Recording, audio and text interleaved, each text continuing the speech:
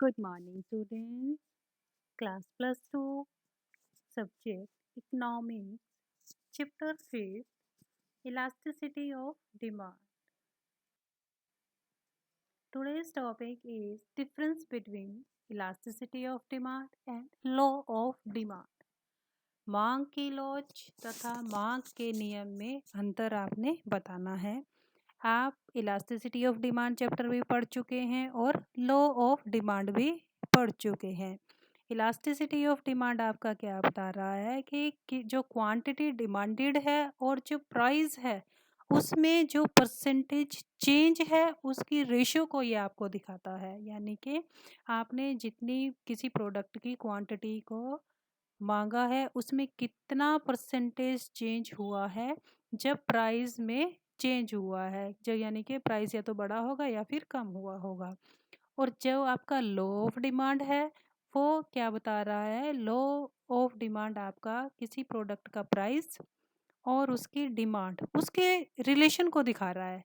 यानी कि अगर प्राइस ज़्यादा है तो डिमांड कम करेंगे, अगर प्राइस कम है तो डिमांड हम ज़्यादा करेंगे। तो elasticity of demand equals to minus P by Q multiplied change Q divided by में चेंज पी। पी यहाँ पर क्या है, प्राइस है पहले वाला यानी कि पुराना प्राइस, और क्यू क्या है, जो पुराने प्राइस पर आप क्वांटिटी ले रहे थे। चेंज क्यू क्या है, जब प्राइस चेंज हो गया या तो वो प्राइस बढ़ा है या फिर वो कम हुआ है, उसके बाद आपने जो नई क्वांटिटी लेना शुरू किया और उनका पुरानी क्वांटिटी का और नई क्वांटिटी का डिफरेंस है। ये ऐसे ही चेंज भी है, पुराने प्राइस का और नए प्राइस का डिफरेंस है। ठीक है, तो इसको जब आप सॉल्व करते हैं तो आपके पास इलास्टिसिटी ऑफ डिमांड आ जाती है। डी इक्वल टू क्या है, यानी कि डिमांड क्या कह रही है कि मैं फंक्शन हूँ किसका, पी का। पी मतलब प्राइस का, कि जब प्राइस अप डाउन होता है तो मैं भी इसके साथ साथ अप डाउन हो जाती हूँ। अब चलेंगे सेकंड पे। इलास्टिसिटी ऑफ डिमांड से हमें पता चलता है कि किसी प्रोडक्ट का अगर प्राइस है उसमें चेंज होता है, चेंज होने के कारण उसकी जो क्वांटिटी डिमांडेड है, जो आप उसकी मात्रा मांग रहे हैं उस प्रोडक्ट की, उसमें कितना चेंज हुआ है उस चेंज को ये मेज़र करता है। यानी कि प्राइस में चेंज होने से आपने जो डिमांड में या क्वांटिटी डिमांडेड किसी प्रोडक्ट की उसमें कितना चेंज हुआ है उसको मेज़र करके आपको बता देगा। और जो लॉ ऑफ डिमांड है ये आपको बताता है कि प्रोडक्ट के प्राइस में चेंज होने से मांग में किस डायरेक्शन में चेंज हो रहा है, ये उसको डायरेक्शन देता है। ठीक है, ये हमारा जो चेंज है उसके डायरेक्शन को बताता है और इलास्टिसिटी उसको मेज़र करता है जो चेंज हुआ है। ठीक है, तो ये इनका डिफरेंस है। अब इलास्टिसिटी ऑफ डिमांड की आपने 5 जो क्या है वो कैटेगरीज पढ़ी थी, कौन कौन सी थी। फर्स्ट थी हमारी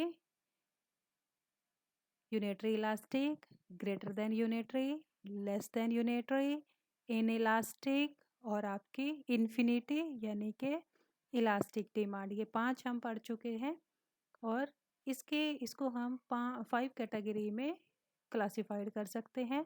और लॉ ऑफ डिमांड का हमने कोई भी क्लासिफिकेशन नहीं पढ़ा था, यानी कि लॉ ऑफ डिमांड का कोई भी क्लासिफिकेशन नहीं किया जा सकता। अब है elasticity of demand. Elasticity of demand का कोई भी एक्सेप्शन नहीं है, इसका कोई भी एक्सेप्शन नहीं होता। और लॉ ऑफ डिमांड के एक्सेप्शन आपने पढ़े थे, क्या थे कि गिफन गुड्स पर लॉ ऑफ डिमांड जो क्या है वो लागू नहीं होता। एक्सेप्शन क्या है कि जहाँ पर कोई भी लॉ लागू ना हो उसे हम एक्सेप्शन बोलेंगे।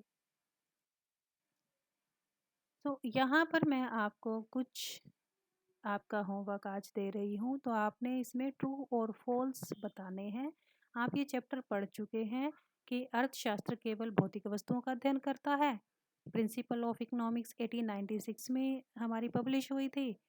और साधन कीमत के सिद्धांत का अध्ययन व्यष्टि अर्थशास्त्र की मुख्य समस्या है। समष्टि अर्थशास्त्र में पूर्ण अर्थव्यवस्था के स्तर पर समुच्चयों का अध्ययन किया जाता है। समुच्चय होते हैं एग्रीगेट्स। सीमित साधनों को धन कहा जाता है। व्यष्टि अर्थशास्त्र ग्रीक भाषा के मैक्रोस से लिया गया है जिसका अर्थ है बड़ा। तो आपके ये 1 to 6 ट्रू फॉल्स हैं, तो आपने इनको ट्राई करना है। नेक्स्ट लेक्चर में हम जो क्या है इनके आंसर्स को डिस्कस करेंगे। Thank you. revise this topic, note down this topic in your notebooks.